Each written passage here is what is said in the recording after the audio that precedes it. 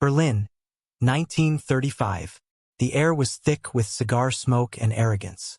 Inside a tall, wood-paneled war room beneath the Reichsmarine headquarters, a group of German naval officers gathered around a polished oak table. Maps of the Atlantic and Pacific Oceans stretched across it like a chessboard of imperial ambition. Someone unfolded a copy of an American naval journal. On its cover was an image that drew instant laughter. A painting of a massive steel ship with a flat top and dozens of small planes parked on its deck. Flugzeugträger, one officer snorted, tapping the page with a gloved finger. An aircraft carrier. The Americans think they can put an airfield on water. Another officer smirked. A ridiculous toy. A battleship will crush it with a single shell. The laughter spread, echoing down the hall like the confidence of an empire that believed it understood the future of war. In the corner of the room, a young American naval attaché named Lieutenant Robert Hayes listened silently. He was stationed in Berlin under diplomatic cover, taking notes for Washington. Every word of mockery stung like a blade. Hayes believed in the carrier concept. He'd seen the early prototypes in Norfolk, the USS Langley, and the newly converted Lexington. They were ungainly, slow, and strange-looking, but they carried something no battleship ever could: possibility. Still, as he looked at the German officers laughing, he couldn't help but feel the doubt creeping in. Maybe they were right. Maybe America's floating airfields were nothing but expensive experiments. Outside, Berlin roared with confidence. Flags snapping in the wind, marching bands rehearsing for parades, the smell of oil and iron drifting from shipyards and factories. Europe was rebuilding, arming, dreaming of domination. And across the Atlantic, America's own navy was torn apart by arguments. The traditionalists worshipped the dreadnought, the heavy guns, the armor that defined power since Trafalgar. To them, a carrier was a fragile platform, a circus deck for daredevil pilots. "No ship can survive without guns," one admiral declared. "Airplanes belong in the sky, not the sea." But a smaller group, visionaries like Rear Admiral William Moffett and Joseph Reeves, saw something else. They saw reach, flexibility, and the birth of a new doctrine. Control the air and you control the ocean. At the Newport Naval War College, chalk dust filled the air as instructors debated the next generation of sea power. Reeves drew diagrams on the board: carrier task forces, escort ships, scouting planes, concepts that would later become the foundation of modern naval strategy. "A battleship fights what it can see," he said, "but a carrier fights what it can find." The room stayed silent. The idea was revolutionary, almost heretical. It meant abandoning the pride of the fleet, the towering dreadnoughts that defined America's naval identity. To the old guard, it was like suggesting that knights trade their armor for kites. Meanwhile, in shipyards along the American coast, welders and engineers were already transforming that heresy into steel. The USS Lexington and USS Saratoga, originally designed as battlecruisers, were converted into massive carriers after the Washington Naval Treaty forced limits on heavy warships. They were immense, over 880 feet long, with decks so broad they seemed to scrape the clouds. Reporters who visited the docks called them floating cities. But critics sneered that they were floating coffins. The first flight tests didn't help. Planes skidded off the decks, tumbled into the sea, or burst into flames on landing. Every failure was reported with glee by skeptics who saw it as proof that man could not master both air and sea in one machine. In Berlin, intelligence reports of these American experiments were met with derision. German analysts filed reports mocking the inefficient deck platforms and concluded that American naval aviation will never be decisive. Britain too doubted. Even Japan, which was quietly experimenting with its own carriers like the Akagi and Kaga, viewed the American versions as oversized and clumsy. But a few Japanese observers took notes carefully. They saw what others missed: the potential for strike range beyond the horizon. Years later, those same observers would command the planes that roared over Pearl Harbor. Back in the United States, the ridicule wasn't just foreign. Congress questioned every dollar spent. The Great Depression was deepening, and America's public saw aircraft carriers as wasteful toys of war in a time when bread lines stretched for miles. Yet within the Navy, test pilots risked everything to prove otherwise. One of them, Lieutenant Frank Spigweed, described the feeling of landing on a moving deck. It's like trying to park your car on a galloping horse. Many didn't survive the attempt. The carrier decks became crucibles of courage, stained with oil and blood, illuminated by sparks from late-night welding. The first time one of these massive ships steamed out to sea, sailors stood in awe. The Lexington's engines rumbled like an earthquake beneath their feet. Aircraft lined her deck like a new breed of soldiers. Onlookers at the dock pointed and whispered. Some laughed. Others simply stared, unsure what to make of this floating airfield cutting through the waves. Even among American admirals, confidence was fragile. When the Lexington's air group first launched in formation over the Pacific, there was no enemy, only the horizon. But in that empty sky, history was quietly changing course. Then came December 7, 1941. The Japanese attack on Pearl Harbor shattered America's battleship fleet. In the smoking aftermath, when the mighty Arizona lay buried under water, only one kind of ship still carried the power to strike back: the carriers. The very vessels once ridiculed now became the last hope of a wounded nation. Across the Atlantic, those same German officers who had once laughed received new reports. American carriers are operating beyond enemy range, launching raids deep into Japanese territory. The tone was no longer mocking. It was cautious. But in 1935, none of that was known yet. That year, Hayes, the young attaché, returned home and stood on the deck of the USS Saratoga during her trials. He remembered the laughter in Berlin, the sneers, the smug disbelief. Now he watched as squadrons of biplanes thundered down the deck, lifting into the sky one after another like a swarm of metallic hawks.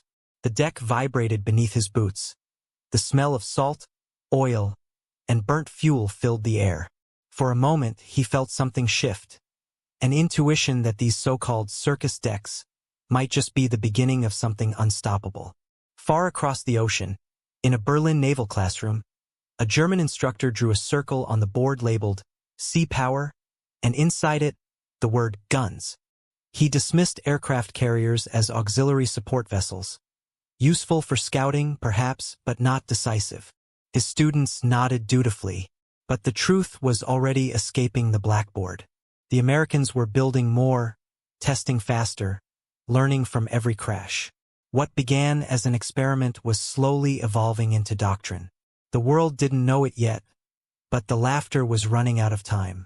Years later, historians would look back on those smoky Berlin rooms and call it one of the greatest ironies in military history, the day the future was mocked by the past. The aircraft carrier was still imperfect, still vulnerable, still learning to survive storms and skepticism alike. But beneath its steel deck, beneath the ridicule and fear, something was growing. A new kind of power, silent but immense. And as the sun sank behind the Atlantic, its light flashing off the deck of a carrier making slow turns through the sea, one could almost hear the faint echo of that Berlin laughter fading into the wind, a reminder that every revolution begins as a joke. They called them circus decks, a sailor once said, staring out at the endless blue. But someday the circus will own the ocean. The ocean waited. History held its breath. The laughter would not last long. Pearl Harbor was still burning when the lesson became clear. Battleships, the pride of every navy, lay crippled in shallow water, their guns silent and useless. The air reeked of oil, smoke, and salt, a metallic bitterness that clung to every survivor's lungs. But out beyond the devastation, 3 American aircraft carriers, the Enterprise, the Lexington, and the Saratoga, were safe at sea. By pure chance, they had not been in port that morning. For the first time, America's salvation floated on flat decks, not armored hulls. The same circus ships, once laughed at by admirals, were now the only vessels capable of striking back. From that moment forward, the age of the battleship was over, even if few dared admit it aloud. In those first months after the attack, the U.S. Navy scrambled to understand how to fight a war without its old giants. There were too few carriers, too few planes, and even fewer trained pilots. The losses at Pearl Harbor had gutted confidence. Newspapers cried for revenge, but revenge required reach, and only the carriers had it. Every launch mattered, Every sortie was a gamble against distance, weather, and chance. The Pacific was endless, and these ships, these strange floating airfields, were suddenly both sword and shield for an entire nation. The burden was crushing, the fear constant. Every mistake could mean the end of the experiment. Inside the hangar decks of the USS Enterprise, mechanics worked through sleepless nights. The air was thick with heat and fuel vapor. The engines screamed as they were tested again and again.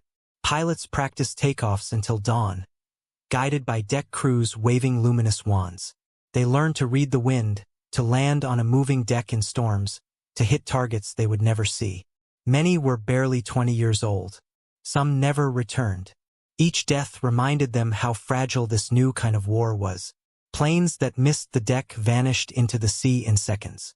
There was no room for error, not in the Pacific and not in history. Admiral Chester W. Nimitz, newly appointed to command the Pacific Fleet, understood the stakes. He gathered his officers in a dimly lit war room in Pearl Harbor. The smell of burnt wood still in the air. On the map before them, he drew circles, wide, sweeping arcs representing the range of carrier-based aircraft. This, he said, tapping the board, is our reach. This is how we take the war back to them. It was a gamble of faith as much as of strategy. No fleet had ever relied on air power alone. But Nimitz believed in speed, surprise, and intelligence. His words ignited a quiet revolution. In early 1942, the USS Hornet sailed under heavy secrecy. On its deck sat 16 Army B-25 bombers, far larger than any plane designed for carrier takeoff. It was an impossible mission, the Doolittle raid. Pilots trained on shortened runways, learning to lift heavy bombers from a deck barely long enough for a fighter. The world held its breath. When the Hornet finally launched the raid, the roar of those engines over the Pacific marked a new era. The Japanese were stunned. No one believed America could strike Tokyo so soon. The physical damage was small, but the psychological impact was enormous. It proved what many still doubted. A carrier could project power across oceans and strike the heart of an empire. The ridicule was beginning to fade, but mastery came at a brutal price. Only weeks later, at the Battle of the Coral Sea, America's carriers faced their first true test. It was May 1942, and the ocean was a chessboard of fate. Two fleets searched for each other across thousands of miles, yet neither would ever see the other directly. For the first time in history, ships fought without visual contact. The sea remained empty, but above it, chaos reigned. Aircraft clashed like swarms of hornets, and the sky turned into a furnace of tracer fire. The USS Lexington was hit, flames devouring her decks. She sank that night, taking 216 sailors with her. Yet even in defeat, something extraordinary had happened. The Japanese advance was halted. The carrier, not the battleship, had fought the world's first true air-sea battle. The men aboard the surviving carriers felt the shift before anyone else. They saw the future being written in smoke and fire. They watched bombs fall from invisible planes, not shells from distant guns. The ocean had changed forever. A pilot from the Yorktown later wrote in his journal, "We never saw their ships, only their shadows in the sky. It was like fighting ghosts." The phrase stuck. Carriers were no longer toys. They were ghosts of vengeance, able to appear, strike, and vanish before the enemy could react. Still, the struggle to perfect this new art of war was merciless. Every victory carried the weight of loss. Deck crews learned to fight fires faster than they could be started. Sailors became engineers overnight, patching bomb holes with scrap metal, welding through exhaustion. The smell of burnt paint never left the corridors. Each mission taught something new: how to coordinate strikes, how to refuel at sea, how to decode enemy transmissions before it was too late. Behind every dramatic victory were thousands of nameless acts of labor and courage. In Washington, skeptics still lingered. Some members of Congress demanded more battleships, arguing that carriers were too vulnerable, too expensive. "You can't win a war with planes on a barge," one senator barked. But the reports from the Pacific told another story, a story written in blood and precision. The carrier captains had become tacticians of a new dimension. They used radar to find the enemy before the enemy found them. They launched waves of fighters like arrows in the dark. They learned to live with the idea that a single lucky hit could erase an entire city of steel and men in minutes. June 1942 brought the moment of revelation, the Battle of Midway. The Japanese fleet, confident and vast, moved to finish what Pearl Harbor had begun. They brought 4 carriers, veterans of the early war, their decks lined with planes and pilots hardened by victory. Against them, Nimitz could send only 3. Outnumbered, outgunned, and still learning. The odds were absurd. Yet intelligence had given America a single advantage. The Japanese code had been broken. The enemy's plans were known, their timing predictable. It was the kind of information that only mattered if you had the courage and the ships to act on it. In those tense days before Midway, the U.S. carriers Yorktown, Enterprise, and Hornet steamed through the Pacific, engines pounding like heartbeats. Pilots cleaned their goggles, wrote final letters, and whispered quiet prayers. Deck crews painted over scars from Coral Sea. No one said it aloud, but they all knew this was the test. If the carriers failed here, the Pacific would fall. America would be fighting blind. At dawn on June 4th, the horizon glowed orange. Japanese planes roared toward Midway Island, unaware that American carriers were waiting far beyond the line of sight. In the ready rooms, U.S. pilots received their briefings. Targets were distant, fuel was limited. Many would not make it back, but they climbed into their planes anyway. Engines screamed, propellers blurred, and one by one they launched into the rising sun. That morning, a new kind of war began. Not on the ocean's surface, but in the air above it. The floating airfields that once drew laughter now commanded the sky. Battleships, once symbols of power, became targets. The carriers had crossed the line from experiment to dominance. But the cost had only begun. As the fleets searched for one another across the endless blue, the fate of nations rested on thin sheets of steel and the courage of men who dared to land on them. The mockery of the past was gone, replaced by fear, faith, and fire. And as the U.S. squadrons vanished into the clouds, even Admiral Nimitz whispered to himself, "Now we see if they were right to laugh, or if they were warning their own doom." The sun over the Pacific was merciless on June 4, 1942. It shimmered off the endless water, blinding pilots and glinting off canopies as American squadrons roared toward destiny.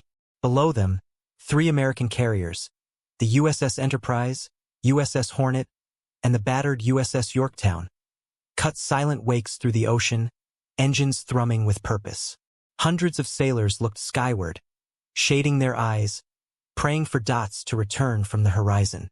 Far to the northwest, the Imperial Japanese Navy, confident and unchallenged for months, prepared its planes for a final blow. Admiral Nagumo's flagship Akagi led a force of 4 carriers. Akagi, Kaga, Soryu, and Hiryu, the same that had burned Pearl Harbor half a year earlier. They were about to meet their mirror image, America's own floating cities of vengeance. The first American attack came from torpedo bombers flying barely above the waves. They were slow, underarmed, and easy prey for Japanese fighters. One by one, they fell, their planes vanishing into the sea like stones. Nearly every pilot from Torpedo Squadron 8 was killed before reaching the enemy. But their sacrifice did something no strategy book could predict. It drew the Japanese fighter cover down to sea level. When the American dive bombers arrived minutes later from 15,000 feet, the sky above the carriers was unguarded. It was a moment no one planned, and yet it would change the course of history. At 10:20 a.m., the heavens opened. Dozens of U.S. Dauntless dive bombers screamed down in near-vertical plunges. The air filled with the shriek of falling engines and the whistle of gravity. Bombs detached with metallic clanks, slicing through clouds of flak. In seconds, 3 of Japan's carriers, Akagi, Kaga, and Soryu, were turned into infernos. The explosions rolled across the ocean like thunder. Flames leapt hundreds of feet high. Decks melted, planes toppled overboard, men leapt into boiling water. From above, American pilots saw the sea itself catch fire. It was like watching the gates of hell open, one recalled. The once proud carriers, symbols of the empire's might, now burned so brightly that their plumes were seen from 50 miles away. The shock was absolute. Admiral Nagumo stood frozen on the bridge of his flagship, staring at the horizon where his fleet had stood minutes before. Smoke blotted out the sun. Officers shouted. Phones rang, orders overlapped. None of it mattered. The tide of the Pacific had turned in less than 5 minutes. For the first time, Japan's naval supremacy cracked, not from shells but from the sky. The same kind of ship they once called vulnerable toys had become the hammer of fate. On the American carriers, silence gave way to disbelief, then roaring cheers. Sailors wept openly, slapping one another on the back, shouting the names of lost squadrons. The air smelled of sweat, oil, and saltwater tears.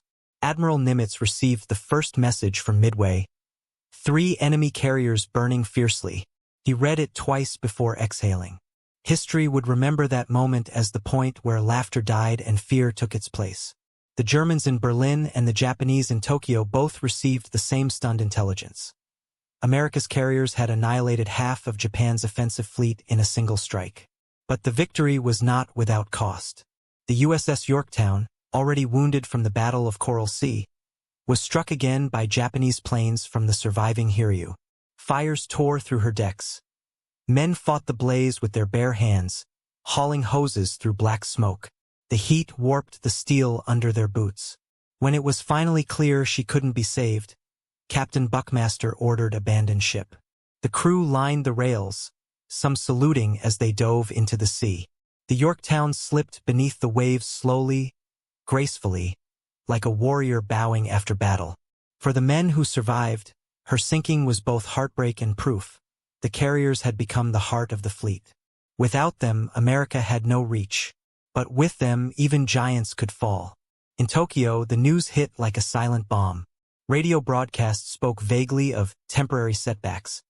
But inside the Imperial General Staff, panic whispered through the halls. 4 of their most experienced carriers, 4 of their best air groups, and hundreds of elite pilots gone. It was a loss Japan could never replace. In a single day, the balance of power in the Pacific had shifted irreversibly.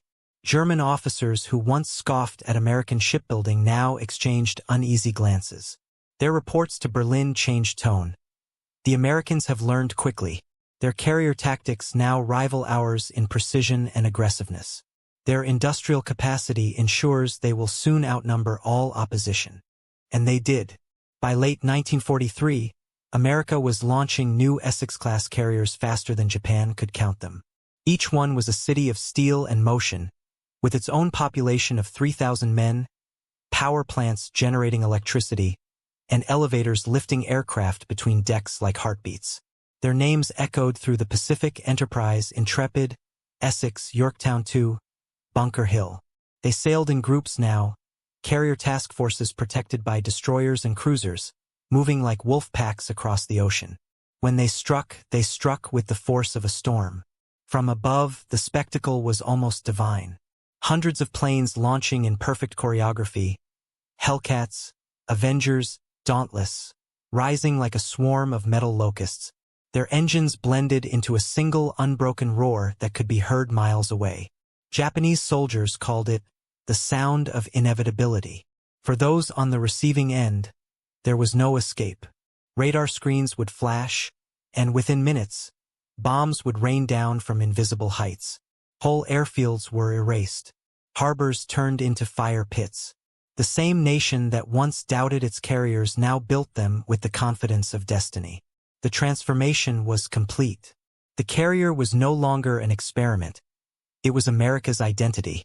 It turned the tide at Midway, then carried that momentum through the Marshall Islands, the Marianas, and Leyte Gulf. At the Battle of the Philippine Sea in 1944, hundreds of Japanese planes launched to destroy the American fleet. The result was a massacre. U.S. pilots called it the Great Marianas Turkey Shoot. Over 350 enemy aircraft were downed in a single day. One pilot radioed, "We're running out of targets." The ocean below was littered with fireballs and debris. It was no longer a contest, it was dominance. The statistics were staggering. Between 1942 and 1945, The United States produced more than 100 aircraft carriers, from small escort types to massive fleet flagships. Each carried the strength of an entire airbase and the will of a nation that refused to yield. Germany never built one that saw combat. Japan's few remaining ships were hunted and sunk before they could matter. The world had entered the era of the floating city, and America reigned over it. On the deck of the USS Enterprise, a sailor once described the scene after Midway.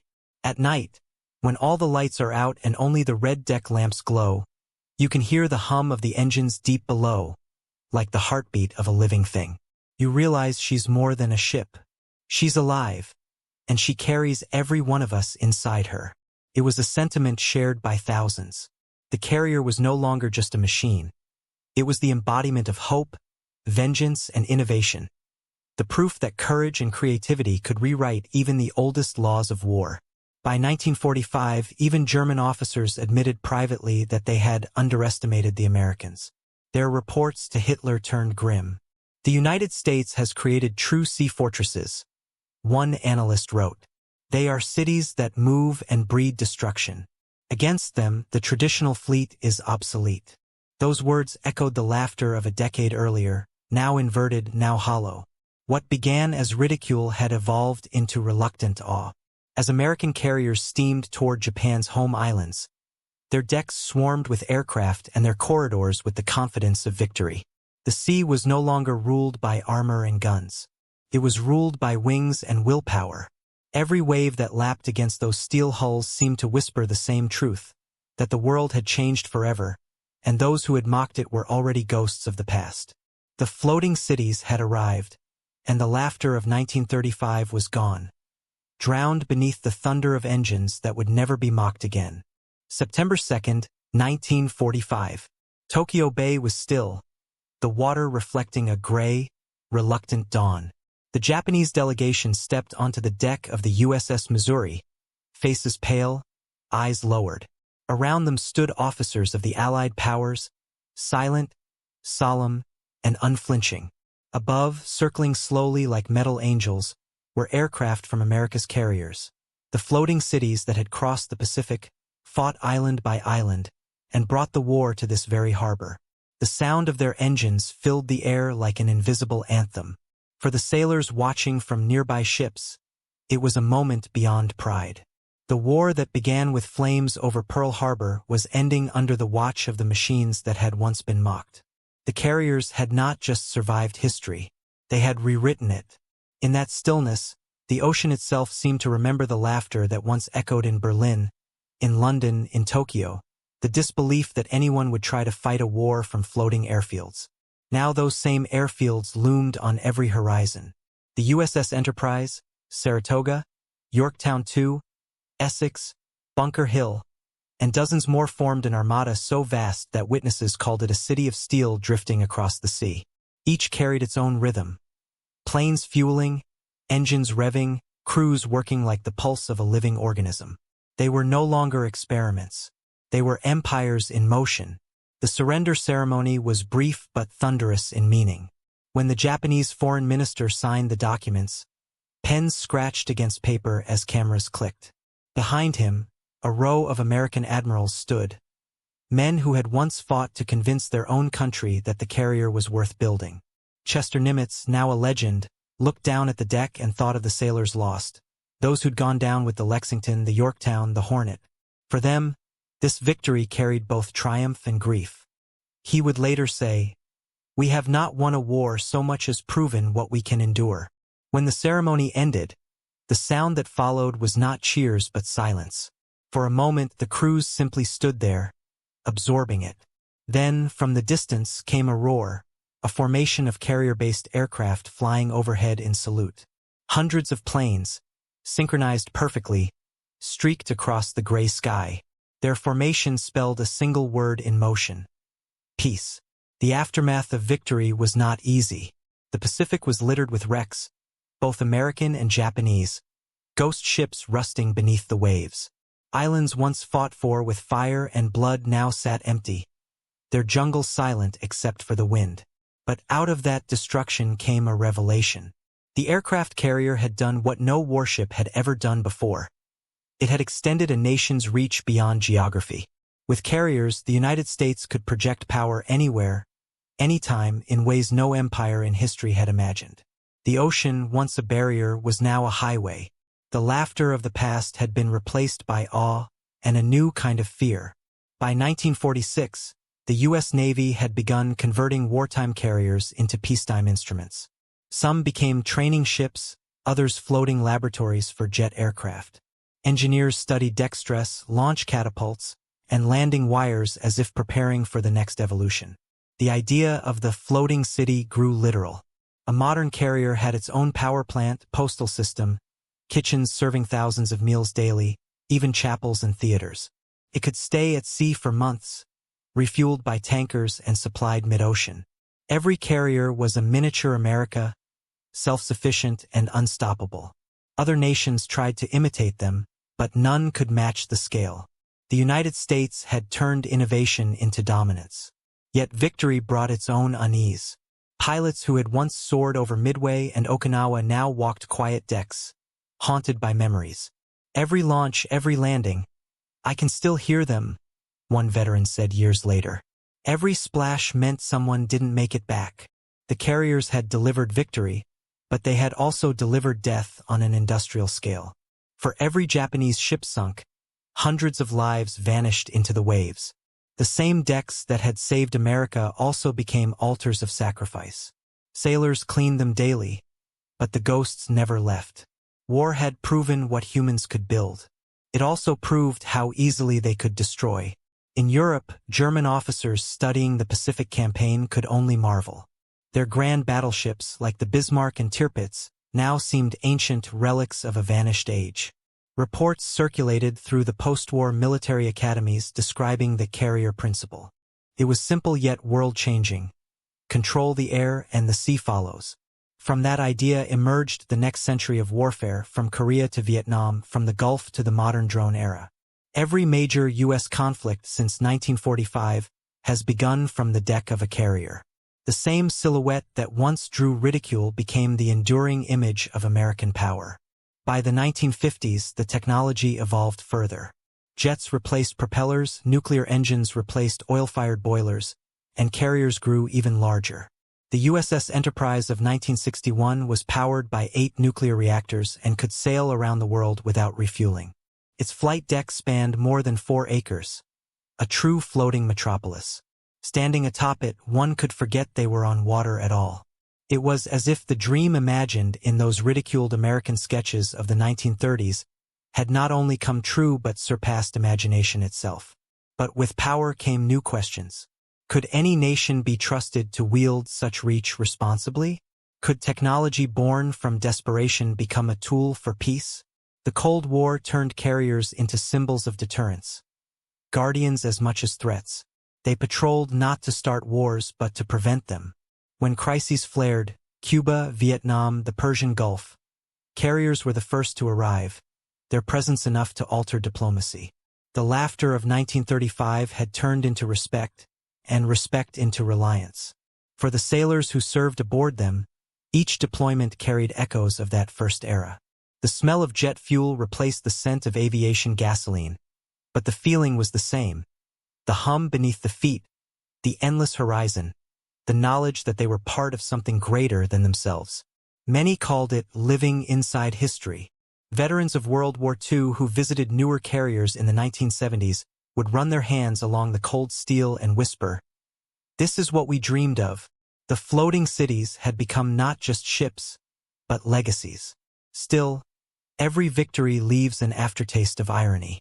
The same innovation that brought peace also birthed an arms race. Other nations began their own carriers, smaller shadows of the American giants. The British, the French, the Russians, even the Chinese followed suit. The ocean once again became a chessboard. Only this time, the pieces were built from lessons paid for in blood. The ghosts of Midway, Coral Sea, and Okinawa seemed to hover over every launch, whispering their warning. Technology changes, but hubris endures. Decades later, historians revisiting wartime archives found the original German reports that mocked America's carriers. The margins were filled with confident scrawl, unstable design, excessive cost, impractical for long-range warfare. One historian, holding that paper under museum light, smiled and said softly, "They couldn't imagine a future that didn't look like their past." And that was the moral of it all. Every revolution begins as a joke, until the world catches up.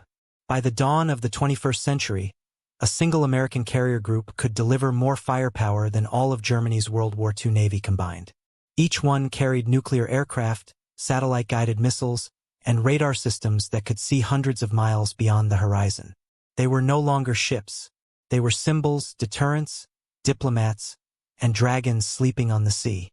And yet, if you listened closely on a calm night, the rhythm of the waves against their hulls still carried a quiet echo from history's first insult. A ship that carries planes? It will sink before it fights. That laughter had traveled across decades, through smoke and blood, only to return as irony. For now it was the carrier that defined warfare, peacekeeping, and presence. It ruled not through fear alone, but through mastery of adaptation.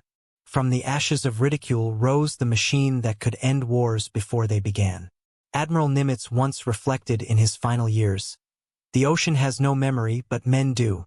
And the men who laughed at our carriers taught us to dream louder than doubt." His words became a quiet mantra for every generation that served afterward. So when the USS Gerald R. Ford, the most advanced carrier ever built, launched in the 21st century, her crew gathered on deck and looked out over the same Pacific their grandfathers had fought upon. The horizon hadn't changed, only the belief of what was possible. The carrier was no longer an underdog. It was civilization afloat. They laughed at America's carriers, the narrator would say, voice deep and measured, as footage of endless ocean rolled by. But when the floating cities arrived, they didn't just conquer the sea. They conquered imagination itself. History had come full circle. The laughter was gone. Only reverence remained. And somewhere out there, beneath the waves, the ghosts of the old battleships slept in silence. Monuments to a lesson the world would never forget. Which modern machine, one wonders, will be tomorrow's floating city?